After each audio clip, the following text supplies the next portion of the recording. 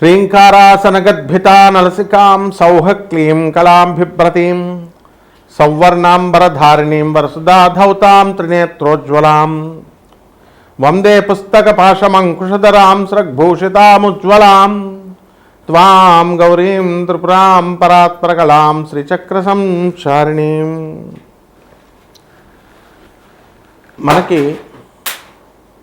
చాలామంది ఏమండి గురుగారు మాకు చేతబడులు చేశారండి, మాకు ఈ యొక్క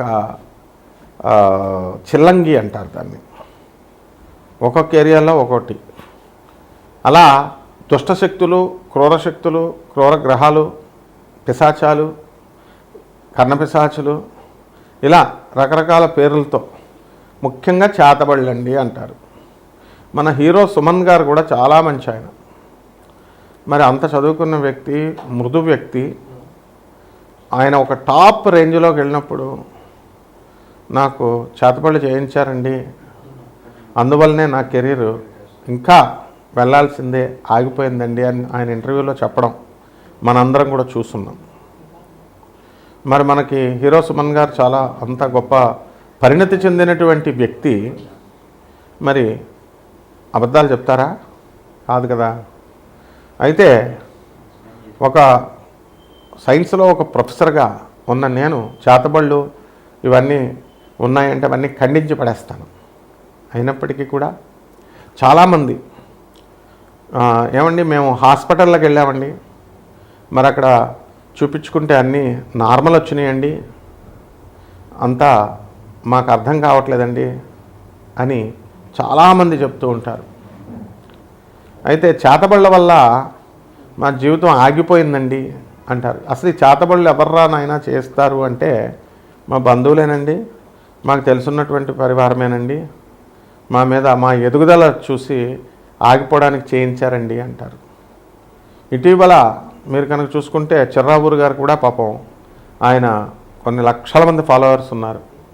కాశీలో 21 మంది మంత్రగాళ్ళని పెట్టి శ్మశానంలో చేతబళ్ళు చేయించడానికి ప్రయత్నించారు అని చెప్పి మిగతా వాళ్ళు అంటే నేను దేవీపుత్రుడిని, అమ్మవారి పుత్రుడిని, నాకేమి అవన్నీ కూడా ఏం చెయ్యవు అని ఆయన కూడా చెప్పడం జరిగింది. అంటే మొత్తం మీద ఓవరాల్గా ఏంటంటే మనకి క్షుద్ర శక్తులు అంటే ఏంటంటే లోయర్ ఎనర్జీస్ అంటారు వీటిని. వాళ్ళు పూజించేటటువంటి దేవతలు ఏంటో మామూలు జనానికి తెలియదు. తెలియక కాళీ అమ్మవారు చేసేస్తుంది, లేదా చిన్న మస్తా అమ్మవారు చేసేస్తుంది, ఇట్లా వాళ్ళు ఇష్టం వచ్చినట్టుగా మాట్లాడుతూ ఉంటారు. ఈ దశమహావిద్యలు అనేటటువంటి అమ్మవార్లు తార, మహాకాళి, చిన్నమస్త, త్రిపుర భైరవి, తర్వాత బగలాముఖి, తర్వాత మనకి రాజశ్యామల, ధూమావతి, షోడశి అంటే లలితాదేవి, అలాగే మనకు భువనేశ్వరి అమ్మవారు, తర్వాత కమలాత్మిక అమ్మవారు. వీటిల్లో ఇవి కాకుండా ఇంకో 2 దేవతలు ప్రత్యంగిర, వారాహి. ఇవి ఈ మధ్యకాలంలో ఒక 20 సంవత్సరాల నుంచి జనమందరికీ కూడా పబ్లిసిటీ అయినాయి. తెలియక అపోహతో వీళ్ళంతా కూడా చిన్నమస్తా చేసేస్తుందండి, బగలాముఖి ఇచ్చేసేస్తుంది. మహాకాళిని మా చిన్నప్పటి నుంచి అనేవారు. మహాకాళిని అడిగితే చేతబళ్ళు కూడా చేసేస్తారండి, ప్రత్యంగిర అయితే రివర్స్ చేసేస్తుందండి. ఇట్లా అనవసరమైనటువంటి అపోహలన్నీ కూడా దశమహావిద్యల్ని, ఈ యొక్క సప్తమాతృకల్ని అనడం జరిగింది. వారాహి, ప్రత్యంగిర అమ్మవార్లు వాళ్ళు అలా ఎన్నటికీ చేరు. ఆ అమ్మవార్లంతా కూడా గౌరీదేహ సముద్భవాం అన్నాం, అంటే గౌరీదేవి నుంచి పుట్టేది. కాబట్టి వాళ్ళంతా కూడా సాక్షాత్తు పార్వతీదేవి ఆదిపరాశక్తి శివుడి యొక్క భార్య అయినటువంటి ఆ యొక్క గౌరీదేవి నుంచి పుట్టినాయి. కాబట్టి కనీసము గౌరీదేవి కూడా చాలామంది తెలియక ఏమండి ఈ అమ్మవారికి మేకలను కొయ్యాలండి, కోళ్ళను కొయ్యాలండి అని ఇలా మాట్లాడుతూ ఉంటారు. ఇవంతా కూడా సకారాత్మక శక్తి, సర్వమంగళాలని ప్రసాదించేటటువంటి జగజ్జననేటటువంటి పార్వతీదేవి ఎన్నడూ కూడా ఈ మాంసాలని, మధుమాంసాలని ముట్టుకోదు. అలాగే దశమహావిద్యలు కూడా అవి ముట్టుకోవు. కానీ తెలియక వీళ్ళంతా కూడా వామాచార పద్ధతి, కౌలాచార పద్ధతి అని చెప్తూ మటన్ పెట్టాలా, చికెన్ పెట్టాలా, మందు బాటలు పెట్టాలా, పంచమకారాలు అంటూ పిచ్చి పిచ్చివన్నీ కూడా చెప్పుకుంటూ వచ్చారు. అటువంటి చెప్పినటువంటి వాళ్ళంతా కూడా డౌన్ఫాల్ని మనం క్లియర్గా చూసాం మన కళ్ళ ముందే. ఈ 2-3 సంవత్సరాలను ఆ దేవాలయాల నుంచి వాళ్ళని గెంటివేయడం కూడా పూజారులు అంత అవమానం కూడా వాళ్ళకి జరిగిందనమాట. ఇవన్నీ అవసరం లేదు వాళ్ళకి. మరి ఎవర్రా ఈ క్షుద్రశక్తులు అంటే లోయర్ ఎనర్జీస్. మరి నేను చెప్పినటువంటి దశమహావిద్యలు, ఈ ప్రత్యంగిర వరాహి అమ్మవార్లు వీళ్ళంతా కూడా హైయర్ ఎనర్జీస్ అన్నమాట. సో మనకి మానవుడి ఎనర్జీ కంటే కూడా దిగువనున్నటువంటి ఎనర్జీస్ని లోయర్ ఎనర్జీస్ అంటారు. మనం మీడియం ఎనర్జీ మనం. సో మనము ఎప్పుడైతే ఈ కర్ణపిశాచి అనేటటువంటి యక్షిణి ఆ అమ్మవారిని చాలామంది పూజ చేస్తారు, దానికి అసలు వాటి విధి విధానాలే తెలియదు ఎవరికి కూడా. వీళ్ళు ఏం చెప్తారంటే మూత్రం తాగాల, వాళ్ళ మూత్రాన్ని తినాలా, పిచ్చి పిచ్చివన్నీ చెప్తారు. అలాగే కొంతమంది ఈ క్షుద్రశక్తులకి రక్తం అన్నాన్ని అడుగుద్ది, అమావాస్య రోజున అడుగుద్ది, అది అడిగినప్పుడు మీరు తెచ్చి పెట్టాలా, ఇలాంటి నాన్సెన్స్ అంతా చెప్తూ ఉంటారు. మనకి చాలామంది ఈ యొక్క క్షుద్రశక్తి ఆరాధకుల్ని, అంటే అవన్నీ మినిమం మ్యాజిక్స్ అనమాట. ఇలా గాలిలో శివలింగాలు తీయడం, నోట్లో నుంచి శివలింగాలు తీయడం, విభూతి సృష్టించడం, అలాగే ఇలా లడ్డూలను సృష్టించడం, ఇవన్నీ కూడా మామూలు జన విజ్ఞాన వేదిక వాళ్ళందరూ కూడా వాళ్ళు చేస్తూ ఉండేవారు. వీళ్ళు కూడా ఈజీగా ట్రిక్స్తో చేసేవారు. సో మయనార్ అనేటటువంటి ఒక ఊరుంది, అది గౌహతికి 80 కిలోమీటర్ల దూరంలో అస్సాంలో ఉంది. అక్కడ గ్రామం మొత్తం అంతా కూడా కుటీర పరిశ్రమలాగా ప్రతి ఒక్కళ్ళు కూడా చేతబళ్ళు చేయడము, విడిపించడము. ఆ ఊరే అసలు చేతబళ్ళ ఊరు అంటూ చెప్పుకోవడం వస్తున్నాం. అలాగే కరోలి సర్కార్ అని చెప్పేసి చేతబళ్ళు తీసేస్తారని చెప్పేసి వీళ్ళంతా కూడా యూపీలో ఉన్నారని చెప్పి వెళ్ళడం, అలాగే వాళ్ళు కూడా చేతబళ్ళు పట్టిన వాళ్ళని జుట్లు పట్టుకొని లాగడం, ఇలా రకరకాలుగా ఎవరిష్టం వచ్చినట్టు వాళ్ళు చేస్తూ ఉంటారు. అసలు చేతబడి యొక్క లక్షణాలు ఎలా ఉంటాయంటే వాటి డెవలప్మెంట్ ఆగిపోతుంది.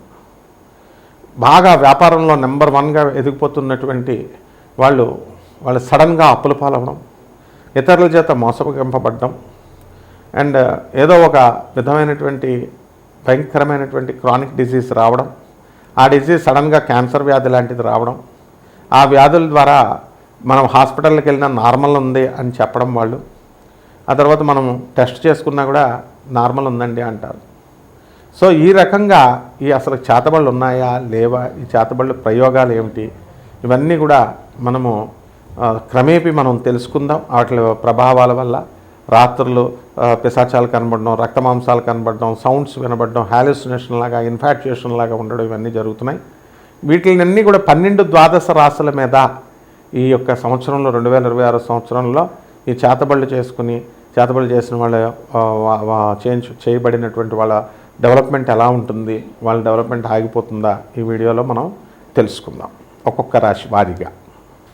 మేషరాశి, ఈ మేషరాశి వారికి అందరికీ కూడా ఏలినాటి శని జరుగుతుంది. ఈ విషయం మనకు తెలిసిందే. అయితే ఈ ఏలినాటి శని ప్రభావం వల్ల అందులో ఉన్నటువంటి వాళ్ళంతా కూడా అపనిందలు పాలవడం ఇలాంటివి జరుగుతూ ఉంటాయి. ఈ చేతబళ్ళు ఎవరైతే చెల్లంగిలకి గురయ్యారో, దుష్టశక్తుల బారిన పడ్డారో, అటువంటి వాళ్ళని ఈజీగా ఈ ఏలినాటి శనిలో లొంగ తీసుకుంటాయి ఆ శక్తులు. కాబట్టి భార్యాభర్తల మధ్య అనవసరమైనటువంటి కలహాలు అనేటటువంటి ఈ యొక్క దుష్టశక్తుల ప్రభావం వలన మనకు కలుగుతాయి. ఈ ఏలినాటి శని సమయంలో ఉన్నప్పుడు ఇంకా ఎక్కువగా ఇవి జరుగుతూ ఉంటాయి అన్నమాట. అలాగే ఉద్యోగాలు చేసుకున్నటువంటి వాళ్ళు ప్రమోషన్స్ మేషరాశి వాళ్ళకి వచ్చినా కూడా వీళ్ళు మ్యానిపులేట్ చేస్తున్నారు అనేటటువంటి ఉద్దేశంతో యాజమాన్యాలు వీళ్ళ మీద ఒక విధమైనటువంటి ఏహ్యభావము, క్రమశిక్షణ చర్యలు తీసుకోవడం జరుగుతూ ఉంటుంది. మేషరాశి వారికి ప్రమోషన్స్ వస్తాయి 2026 సంవత్సరంలో. కానీ అట్ ద సేమ్ టైం వీళ్ళకి క్రమశిక్షణ చర్యలకి డిస్ప్రపోర్షనేట్ ఆఫ్ అసెట్స్ కేసుల్లో ఇరుక్కోవడము ఇలాంటివన్నీ కూడా జరుగుతాయి. ఇక పిల్లలతో చక్కగా ఆనందంగా ఉన్నటువంటి వీళ్ళంతా కూడా సంసారంలో మూడో వ్యక్తి ప్రవేశము, తద్వారా మనకి ధన నష్టము, ఈ యొక్క ఆదాయాలు ఎంత పెరుగుతూ ఉన్నప్పటికీ కూడా మనకి గురుడు మరి జూన్ 2, 2026 సంవత్సరం వరకు మిథున రాశిలో ఉండడము, ఆ తర్వాత మళ్ళా కర్కాటక రాశి ప్రవేశం ద్వారా అధికమైనటువంటి ధన వ్యయం అనేటటువంటిది కలగడానికి అవకాశాలు ఉంటాయి. అయితే ఈ మేషరాశి వారికి మనకి అనారోగ్యపు సమస్యలు అనేటటువంటివి సాధారణంగా ఏలినాటి శని గ్రహ ప్రభావం వల్ల వస్తాయి. అయితే ఈ చేతబళ్ళు, ఈ చెల్లంగలకు గురైనటువంటి వాళ్ళందరూ కూడా వాళ్ళకి కొంచెం ఎక్కువగా వాళ్ళు పడడం జరుగుతుంది. మానసికంగా చాలా డిప్రెషన్స్కి గురవుతూ ఉంటారు. అదేవిధంగా వాళ్ళు లైట్లను చూడలేరు. నిరంతరము నేను కుండలిని శక్తి నాకు జాగృతమైపోయింది, నాకు ఈ సౌండ్స్ వినబడుతున్నాయండి, చక్ర విచ్ఛేదనం జరిగిపోయింది అని గెజిటెడ్ ఆఫీసర్ పోస్టుల్లో ఉన్నటువంటి బాగా చదువుకున్నటువంటి పోస్ట్ గ్రాడ్యుయేట్స్ కూడా, మరి వెటనరీ డాక్టర్స్గా ఉన్నటువంటి వాళ్ళు కూడా వాళ్ళకి ఈ భావనలో ఉంటారు. అదేవిధంగా ఎనర్జీ, ప్రాణిక్ హీలింగ్ లాంటి ఎనర్జీలు హీలింగ్స్ చేసుకుంటున్నాము, హైర్ ఎనర్జీస్తో మేము కనెక్ట్ అయ్యాము అని అంటారు. మళ్ళీ అదేవిధంగా ఈ యొక్క ఎనర్జీస్తో నాకు పని లేదు, ఎందువలనంటే ఈ ఎనర్జీస్ వల్ల నా నడువు నొప్పులు తగ్గట్లేదు, నా బ్యాక్ పెయిన్లు తగ్గట్లేదు, ఈ విధంగా వ్యాధి కంట్రోల్ కానప్పుడు ఇవన్నీ ఎందుకు, ఈ నాలెడ్జ్ అంతా కూడా హైయర్ బీయింగ్స్ వల్ల, గురువుల వల్ల మనకు వచ్చినటువంటి నాలెడ్జ్ అంతా ఎందుకు అని మదనపడుతూ ఉంటారు. అంటే ఈ యొక్క మేషరాశి వారికి అందరికీ కూడా ఈ సంవత్సరం మనశ్శాంతి లేకపోవడం అనేటటువంటిది ఉంటుంది. ఆదాయాలు వేరు, ఉద్యోగాల ప్రమోషన్లు వేరు, ట్రాన్స్ఫర్లు వేరు, ఇవన్నీ రొటీన్గా జరుగుతూ ఉంటాయి మీ జీవితంలో. ఎస్పెషల్లీ ఈ వీడియోలో టాపిక్ ఏంటంటే చేతబడి ప్రభావాల వల్ల మేషరాశి వారికి ఎంతవరకు ఎఫెక్ట్ పడుతుంది అనేటటువంటిది. కాబట్టి ప్రేక్షకులంతా కూడా వివేకంతో చాలా జాగ్రత్తగా అర్థం చేసుకోవడానికి ప్రయత్నించాలి. అంతేగాని మామూలు వాళ్ళు చెప్పేటటువంటి వీడియోలు చూసినట్టుగా మీరు ఇల్లు కడతానా, నేను డబ్బులు లేకుండా నువ్వు ఇల్లు ఎలా కడతావు? అందువలన ఎంత పుష్కలంగా, ఎంత ప్లానింగ్గా మీరు మొట్టమొదటి నుంచి డబ్బులు దాచుకున్నప్పటికీ కూడా ఈ 2026 సంవత్సరంలో ఈ చేతబడుల ప్రభావం వల్ల డబ్బు ఉన్నప్పటికీ కూడా మీరు ఇల్లు కట్టలేకపోతారు. స్థలాలు అనేటటువంటివి కొంటారు, కానీ అవి రేట్లు పెరగవు. షేర్స్, స్టాక్ ఎక్స్చేంజ్ల్లో మీరంతా కూడా ఇన్వెస్ట్ చేయడం జరుగుతుంది. ఇక పరిహారాల దగ్గరికి వచ్చేసరికి మనకి ఈ పరిహారాల్లో మనము ఈ మహాకాళి అమ్మవారి యొక్క మంత్ర జపాన్ని చేసుకోవాలా, మహాకాళి అమ్మవారి యొక్క ఉపాసన చేసుకోవాలా. ఆమెకి మటన్లు, చికెన్లు, బలులు ఇవ్వకుండా చక్కగా అరటిపళ్ళు, పళ్ళు, పలహారాలు, శాకాహారం ఇవి మాత్రమే పెట్టాలి. పాయసాన్నాన్ని నివేదనగా చేయాలి. ఖచ్చితంగా మీకు ఇందులో ఉంటుంది. నాన్ ప్రాఫిటబుల్ బేసిస్తో మేము మీకు కలిగేటటువంటి ఈ బాధల నుంచి జాతకాల చక్రాల ద్వారా మరి మోడర్న్ నాసా రిపోర్ట్స్తో మీకు జాతకాన్ని మేము చెప్తాం అన్నమాట.